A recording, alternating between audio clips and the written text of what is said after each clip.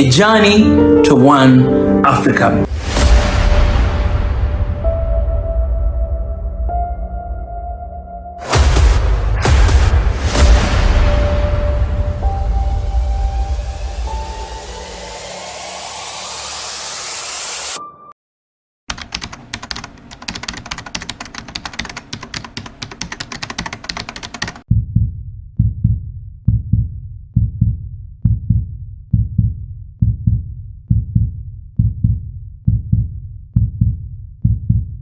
I was patient listening to people talking on these meetings, and one issue that worries me, I just want to articulate that issue and say our views, at least how we see the situation from our perspective. When people talk about Russia, Ukraine, I say there is no Russia-Ukraine war at all. There is no Russia-Ukraine conflict. This is war declared by NATO on Russia. The war declared by NATO on Russia is not only for Russia, it's for dominating the whole world. It's for hegemony. This is an agenda developed after the end of the Cold War. They came up with this fantasy about containing Russia, containing any power, small, big, that challenge them technologically, economically, socially, culturally. They have to contain everybody. This defunct ideology, it's a defunct ideology. I say Russia did not do its preparation to face this declared war. Even though Russia was aware about the dynamics of what was going on. NATO is defunct. NATO does not exist. NATO is under intensive care. EU does not exist. EU is under intensive care. Now, 30 years ago, when they decided to contain Russia, they felt that was the major threat for them. China was not considered a threat at the time. Now they know. They missed the point. They couldn't contain Russia. They will never contain Russia. Ukraine is a sacrifice. Ukraine is a price they have to pay. They will not pay it on their own. They will provide billions and billions, even trillions, to continue this war. And now we need to have the narrative straight. This is not war between Russia and Ukraine. This is declared war against Russia because Russia was the major threat at the time. Now, they can't dominate the whole world. They have to defeat Russia so that they hegemonize everything. No one should be their equal technologically, militarily they have to be superior, economically they have to control everything, grab every resource here and there, technology under their control. That dream is no more. Now the fighting going in Ukraine, it's their battleground. That battleground is a sacrifice for them. And we need to put this straight on the record. When a big meeting like this, Russia, Africa is held, people will have to come to a consensus. This is not war between Russia and Ukraine, to me. And anyone who has a different explanation will have to tell me. This is war declared on Russia, but declared war for hegemony. The last 30 years we have seen the details of the mechanics of this declared war. This last event is the final phase to me. It will end sometime. NATO will not get out of intensive care. EU will not get out of intensive care. These are systems that are crumbling. It's only a matter of time. And the whole world will have to be prepared not to defend Russia, but stand with Russia so that this hegemonistic idea will not prevail at any point in time in history. How do we design a plan? How do we fail this one without any further cost? They are printing money. They are not manufacturing anything at all. It's printing money. And this has been one of their weapons globally. The monetary system, the global monetary system controlled by dollar and euro has been used. sanctions here, sanctions there, sanctions there, grabbing this account, grabbing that account, has been one of their tools. This is not going to continue indefinitely. And we need a new financial architecture globally, not controlled by euro, not controlled by the dollar, not controlled by other currencies. To me, this failure of the attempt to contain Russia will immediately move to the east. Containing China is their next agenda. They may be playing a very deceptive tactic on trying to tell everyone, oh no, we have to work with China, we have to do this and that. Their miscalculation about China has proved to be wrong. They felt probably they have the technology, they have everything. The Chinese can only copy. They will never equal them. So they will contain Russia, but make friendship with China and continue taking advantage of that so that containing Russia will be easier for them to do. Now China is out of control. Containing China from Taiwan, from India, from Japan, from South Korea, from Australia. How do they do it? How will they do it? That challenge is coming next. But first they need to deal with Russia. How are they going to deal with Russia and then next move to China? How can they deal with everybody? How do they contain us? Imagine this tiny Erythrée is being contained by them. We're being punished with their sanctions every time. We have to be punished because we're not bowing. We are not bound to their conditionalities. We are a very small threat. We are not even a threat to them. But they have to contain us. Sanctions, sanctions, sanctions, sanctions, conflict here, conflict there. Now, I think we need to strategize. And I say Russia will have to lead this strategy.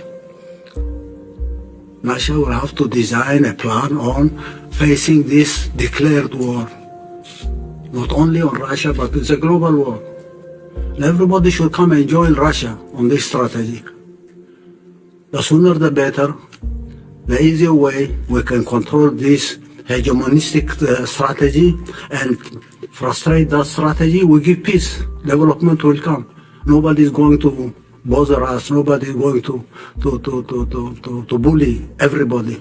Sanction, bully, defamation, demonize, psychological warfare, sanctions. We need a strategy, an alternative strategy for this hegemonistic declaration of war. And every event, bilateral, multilateral, will have to adopt this strategy. And that's why I said during my intervention, Russia should design a strategy. It's not because Russia will have to do everything. We can make our contributions. It's a matter of ideas. How do we face this hegemonistic strategy so that we can implement bilateral programs, technology, industrialization, agriculture, energy, water management, services, tourism, life, all. How do we do that? Now, and we have to take this into a historical context. This is a continuation of the classical slavery. After slavery came colonialism. Slavery was exterminating populations, exterminating 9 million in the Congo, exterminating the Red Indians in North America, in Canada, exterminating indigenous population and grabbing their land, controlling. And when they control land, they have to take slaves from Africa for their cotton plantation in the United States. That was slavery. Continues to be slavery as is. And then industrialization came. When industrialization comes up, it's a matter of grabbing other resources, and a continuation of slavery under a different form. Colonialism came.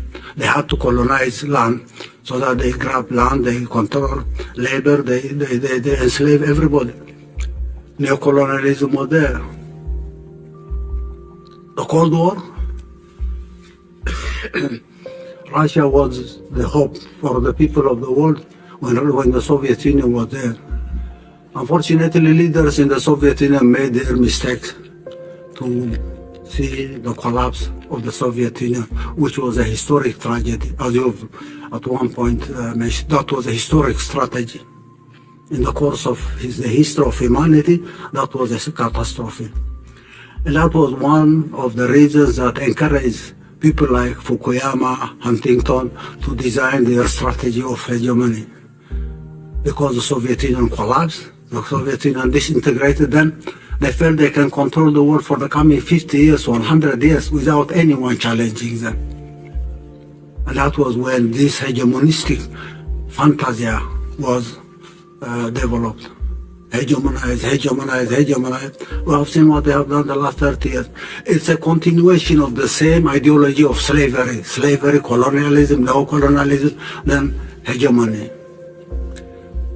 The world will have to get out of this state of affair.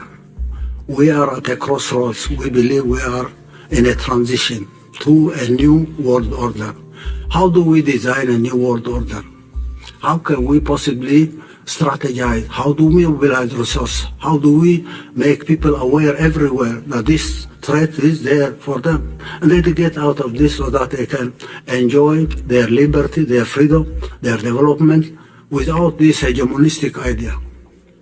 So I think this issue will have to be exhaustively addressed, and we need to come up with concrete plans. We will be making our modest contribution, but we have the idea that this, say, the Russia-Africa partnership is one part of the bigger global partnership that will have to be developed. And Russia will have to take the lead because Russia has been targeted and is still targeted. They might dream of using the war in Ukraine now to weaken Russia and probably dream about the same event happening. The collapse of Russia will be a big advantage for them. It's a dream. They're now spending trillions and trillions by printing money to run the show in Ukraine. This will have to end at one point in time, and we need to look beyond that. Our bilateral partnership is based on our understanding on this historic mission of Russia. Russia has a historic mission to play on behalf of everybody in the world. I can say who is the leader of this show? Mr. Vladimir Putin is the leader of the show because of time, because of the challenge that we have. And Russia should take the lead. I'm not flattering anyone. I'm not doing any favor to you. I say this is a global challenge, and we have to this global challenge by identifying the role of each and every one of us in the whole story. Economic programs, energy, water, infrastructure, name it. Not the easiest thing one can ever imagine. We'll have a strategy, we'll define the goals and objectives. Once we have a strategy put in place, we'll have detailed plans on each and every sector, each and every industry. We'll mobilize resources for implementing those programs. And we will see that implementing those programs will change the life of everybody in Africa, Asia, Latin America, even Europe and the United States. So our detailed plans for sectoral programs is ready. On each and every sector, we have our own strategic plan. Since 2012, we have designed details of each and every infrastructure program: roads, ports, airports, railway, ropeways, energy programs, water preservation and water management programs, irrigation, introducing technologies. Our human resource development strategy has been there. We discussed it yesterday with one of your ministers. We have at least agreed on the details on how we will go over this, because developing our human resource is a priority for us. There could be other resources, oil, gas, minerals, whatever. But our human resource is our human capital. We need to invest on that, and we can rely on the Russian Federation for developing our capacity to implement developmental programs by guaranteeing the qualified human resource that we need to develop. The details are there. Do we have the money? We'll try to mobilize every single penny. If we can't mobilize this resource, then we'll have come and say to our partners in the Russian Federation, these are our plans. If you have an idea or an opinion, alternatives, we would like to listen. Mobilizing resources is a shared responsibility, and we can mobilize our own resources from whatever is available. Mining, agriculture, manufacturing, we can do that. Thank you for your patience. But this war will have to be clearly defined as a declared war on the part of NATO and its allies.